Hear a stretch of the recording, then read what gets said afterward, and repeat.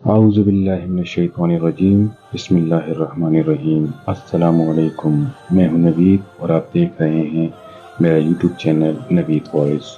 آج جو واقعہ میں آپ کے لیے لے کر آیا ہوں اس کا نام ہے دریائے نیل کے نام خط۔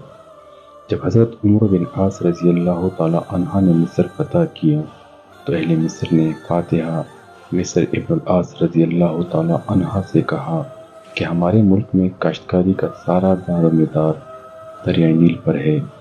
ہمارا یہ دستور ہے کہ ہر سال ایک حسین جمیل کنواری لڑکی دریا میں ڈالی جاتی ہے، اور اگر ہم نے ایسا نہ کیا تو دریائے نیل خشک ہو جاتا ہے اور قحط پڑ جاتا ہے۔ حضرت عمر بن عاص رضی اللہ تعالیٰ عنہ نے انہیں اس رسم سے روکنے کا فوراً حکم دے دیا، اور جب دریا سوکھنا شروع ہوا تو حضرت عمر بن عاص رضی اللہ تعالیٰ عنہ نے یہ واقعہ حضرت عمر فاروق اعظم رضی اللہ تعالیٰ عنہ کو خط میں لکھا۔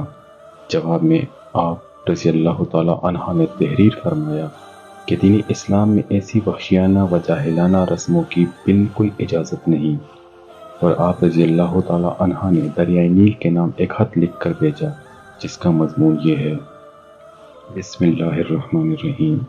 یہ خط اللہ کے بندے عمر بن خطاب کی طرف سے نیل مصر کے نام ہے۔ اگر تو اپنی اختیار سے جاری ہے تو ہمیں تجھ سے کوئی کام نہیں، اور اگر تو اللہ کے حکم سے جاری ہے تو اب اللہ کے نام پر جاری رہنا۔